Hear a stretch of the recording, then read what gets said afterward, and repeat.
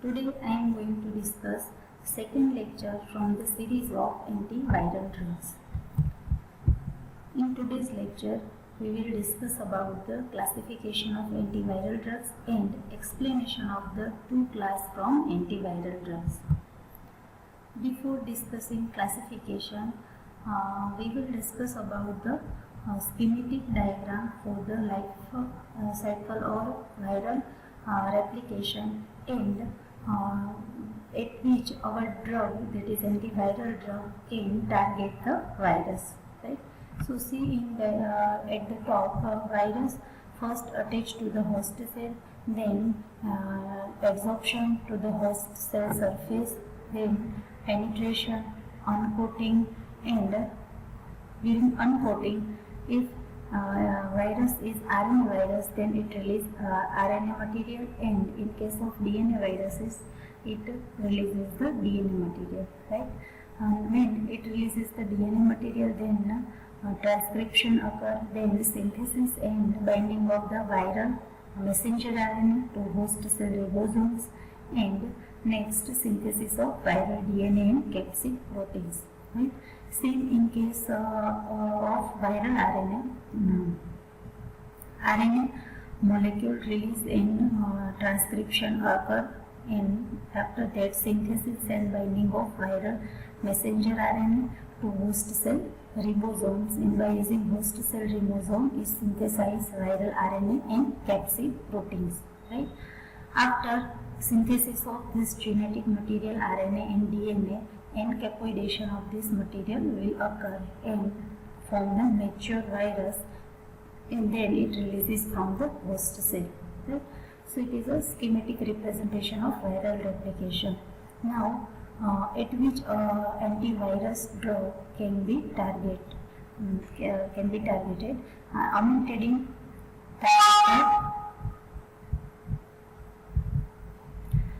at the penetration step, penetration of the virus to the host cell, then methicillin target the step synthesis and binding of viral messenger RNA to host cell ribosome. Right? Then interferons and ribavirin target the virus to the synthesis of viral DNA and capsid protein, and acycloguanosine and idoxuridine target the virus at the synthesis of viral DNA and capsid proteins. Now, move toward the classification of antiviral drugs. There are two types of classification. One is based on treatment protocol, and second one is based on chemical nature. Right? So first discuss the based on treatment protocol. First one is treatment of respiratory viral infection. Amantadine derivatives are used for respiratory viral infection. Examples are amantadine and rimantadine. Second one is treatment of herpes and cytomegalovirus infection. It includes purine nucleoside, pyrimidine nucleosides, and phosphorus derivatives. Examples of purine nucleosides are acyclovir, ganciclovir, and vidarabine, and examples of pyrimidine nucleosides are trifluridine, idoxuridine, and example of phosphorus derivative is phoscarnate. Third class is treatment of human immunodeficiency virus, that is HIV infection. Okay?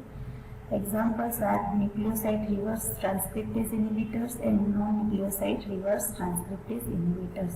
First, nucleoside reverse transcriptase inhibitor include two subclass purine derivative, example is vidanosine, and second one is pyrimidine derivative, it includes zidovudine and stavudine.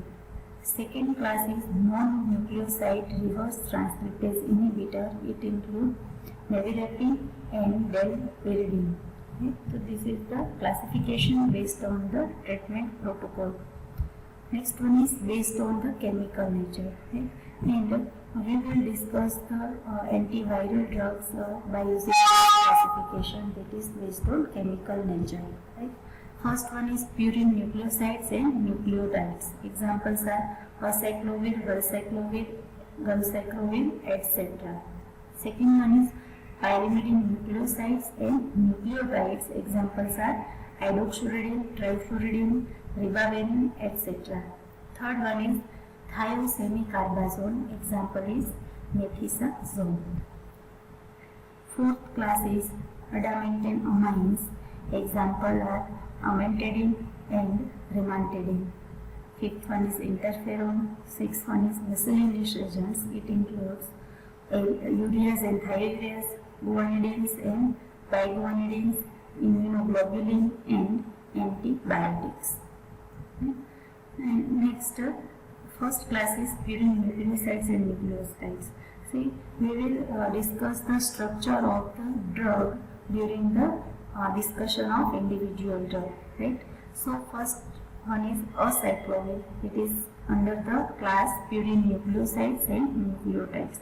So first of all, what is purine nucleosides and nucleotides? As we know that genetic material, that is DNA and RNA, have the basic unit, that is base. And base are of two types, purine and pyrimidine. Purine bases are adenine and guanine, whereas pyrimidine bases are uracil, thymine and cytosine. Right?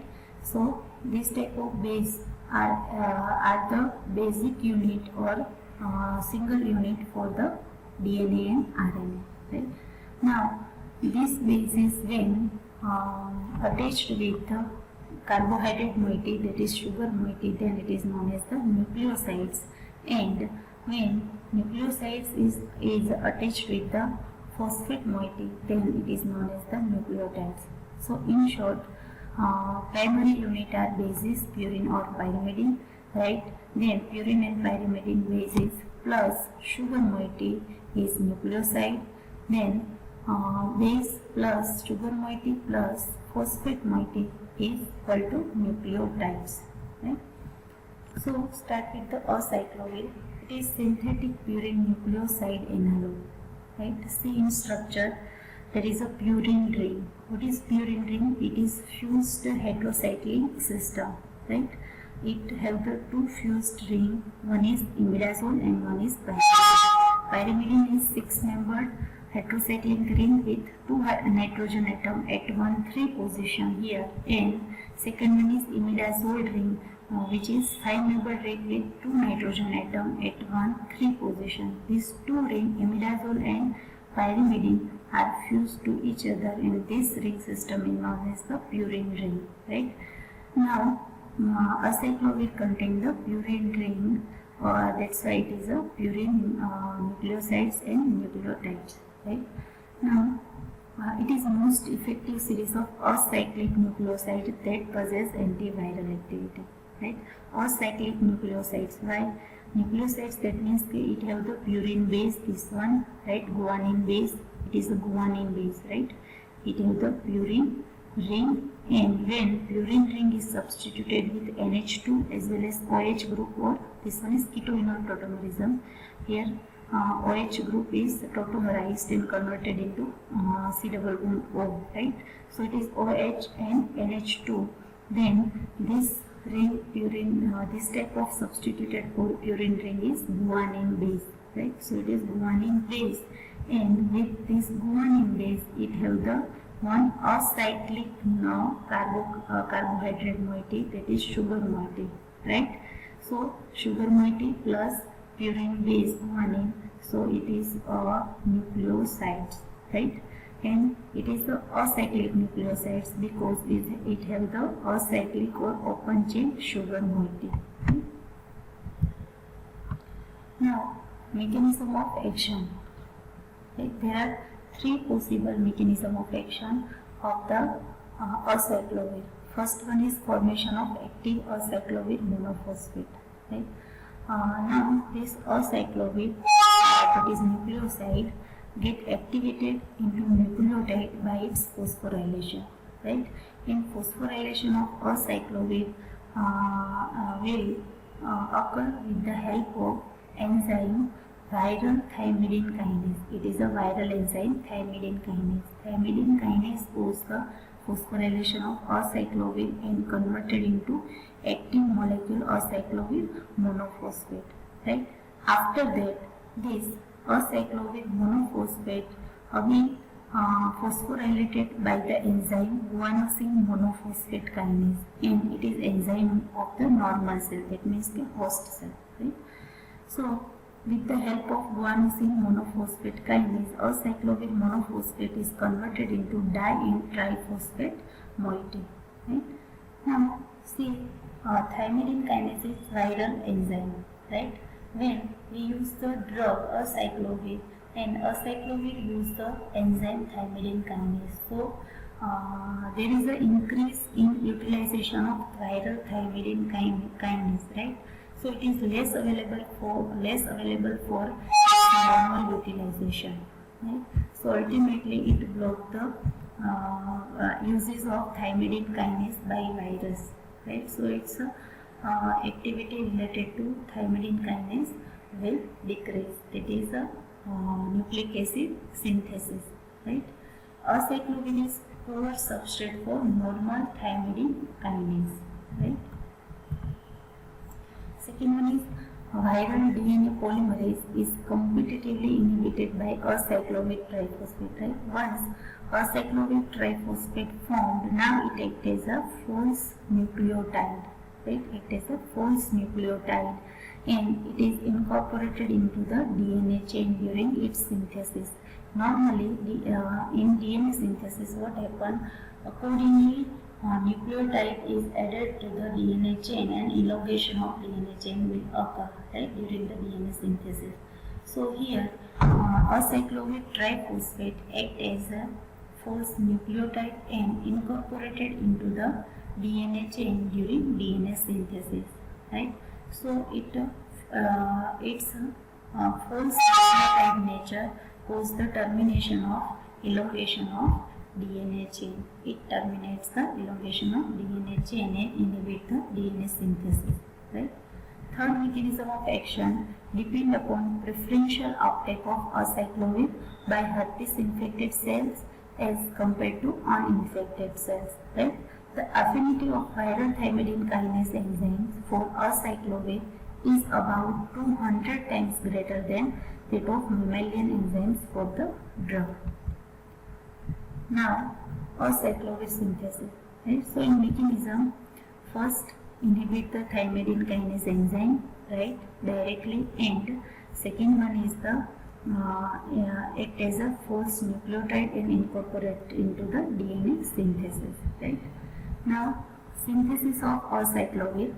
Here see, benzoyl chloride act as a precursor and react with the ethane diol, right, 1,2-ethane diol, and in presence of TEL, that is triethanolamine, short form for triethanolamine, right? So benzoyl chloride and ethane 1,2-diol react with each other in presence of triethanolamine and converted into intermediate which have the hydroxy ester side chain, right? Now this intermediate undergoes the reaction with aldehyde and acid and converted into ester ethoxy halide side chain, right? See, hydrogen from the terminal OH group is replaced with methyl chloride group, that is CH2Cl, right? Now this one intermediate is react with guanine in presence of this trimethylsilylamine and triethanolamine, right, and converted into intermediate 2, right? In this, what happened? This intermediate one attach with the guanine nitrogen, right, and form the intermediate 2. Now this intermediate undergoes reaction with ammonia and methanol and form the acyclovir. Uses: it used orally, topically as well as intravenously. It is effective against different type of virus like herpes virus, herpes zoster, varicella zoster, and cytomegalovirus. Adverse effects of acyclovir are nausea, headache, amnesia, that is lack of sleepiness, hypotension, that is lowering of blood pressure, tremors, and coma, right? Local irritation, ulceration, and burning may also occur. Right? Second drug from purine nucleosides and nucleotide is guncyclovir. It is analog of acyclovir with additional hydroxymethyl group on the acyclid side chain. Right? See in structure, here hydroxymethyl group is added additionally in acyclovir structure, that is guncyclovir. Right? The structural modification maintain activity against herpes simplex virus and vesicular stomatitis virus, that is VSV. It greatly increased activity against cytomegalovirus. But the addition of this methyl hydroxy group, right? This methyl hydroxy group additionally when added, then it increases the activity against cytomegalovirus.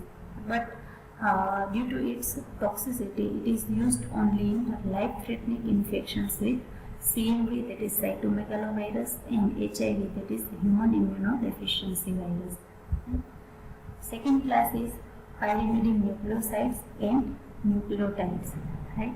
As we discussed in the purine nucleosides and nucleotides, there is a purine basis and purine ring is present. Here, pyrimidine ring, that is 6-membered ring with 2 nitrogen atom at 1,3 position is present, and substituted pyrimidine ring are act as a base, different DNA and RNA bases. Right? Here, see, pyrimidine in structure, pyrimidine ring is substituted with primarily 2 OH group. Here again ketoenol tautomerism occur, so it is converted into C double bond O carbonyl group, but it is OH group. Right? So when pyrimidine ring is substituted with this 2 OH group or carbonyl group, then it is known as the uracil base. Right? So it is a 5-iodine 2-deoxyuridine molecule. Right? It was introduced in 1963 for treatment of herpes simplex keratitis. What is herpes simplex keratitis? It is a corneal infection due to the virus herpes simplex. Right? And it may also involve the iris of the eye. Right? It is the known as also iodinated analog of thymidine. See in structure, when pyrimidine ring have 2 carbonyl function, right, as well as additionally 1 CH3 group, then it is thymidine base. Right? Here in place of CH3 there is iodine molecule or iodine atom I. That's why it is also known as the iodinated analog of thymidine. Right? It inhibits replication of number of DNA viruses. Right? Susceptible viruses for idoxuridine include herpes viruses and pox viruses. Now, mechanism of action. See, chemical structure, it is chemically similar to the thymidine base, right? And the thymidine is normal base for the DNA and RNA synthesis, right? Especially, DNA molecule, right? So, thymidine is in normal cell, undergoes phosphorylation and then get incorporated into DNA molecule, as we know, right? Thymidine is a DNA base, so it get phosphorylated and converted into nucleotide, and then this nucleotide incorporated into the DNA molecules. Right? Hence, idoxuridine is converted into active phosphorylated derivatives, that is idoxuridine triphosphate, with the help of enzyme thymidine monophosphate kinase. Right? Thymidine monophosphate kinase enzyme convert the idoxuridine to the idoxuridine triphosphate, that is active molecule, and this idoxuridine triphosphate again acts as a false nucleotide in place of thymidine nucleotide, right, and incorporated into DNA chain, as well as it block the DNA polymerase enzyme. Right? Now, next effect is interfere in nucleic acid and protein synthesis virus. As we discussed, it inhibits the DNA polymerase enzyme. That's why it inhibits the DNA synthesis as well as protein synthesis. Right? Since host cell DNA synthesis is also affected, it produces cytotoxicity in host cell, right? Hence, its systemic use is not recommended due to cytotoxicity in human host cell. Its systemic use is not recommended. That's why it is usually given topically, right? Adverse effects of hydroxyurea are pain, irritation, pruritus, that is the itching and itching effect on the skin, right? Then inflammation or edema of conjunctiva, stomatitis and neutropenia. Second pyrimidine analog is trifluridine. Same structure, it have the pyrimidine ring, right? And in place of iodine, in case of hydroxyurea, there is iodine. In trifluridine, in place of iodine, trifluoride methyl group is present here, right? So it is halogenated thymidine analog. Topically, it is used and generally known as the topical antiviral agent. It is effective against herpes simplex virus, vaccinia, that is pox virus, and adenovirus. And its mechanism of action is same or similar as hydroxyurea. It also converted into active trifluoride form, that is trifluoridine trifluoride, with the help of enzyme thymidine monophosphate kinase, right? And then it inhibits the DNA polymerase enzyme and inhibit the DNA synthesis as well as viral protein synthesis. Then ribavirin, it is a triazole 3-carboxamide derivative. It is a modified purine and pyrimidine analog, right? It is not exactly purine or pyrimidine base, pyrimidine ring. It has the triazole ring, right? So it is generally known as the modified base, and it has the D-ribose sugar moiety specially. That's why it is known as the ribavirin, right? It is broad spectrum antiviral agent. It has the virostatic property, that means it inhibits the growth of virus. Mechanism of action. See, the mechanism of action of ribavirin is not well known, right? But its a broad spectrum antiviral activity suggests multiple mode of action. It includes first, it is converted in vivo into the ribavirin 5 monophosphate, which acts as a competitive inhibitor of enzyme inosine 5 monophosphate dehydrogenase. Right? Now, inosine 5 monophosphate dehydrogenase enzyme is useful for the synthesis of guanine base, right? So, or guanine nucleotide, right? So, ribavirin 5 monophosphate competitively inhibit this enzyme and inhibit the guanine monophosphate synthesis, right? Ultimately, it inhibits the viral RNA synthesis.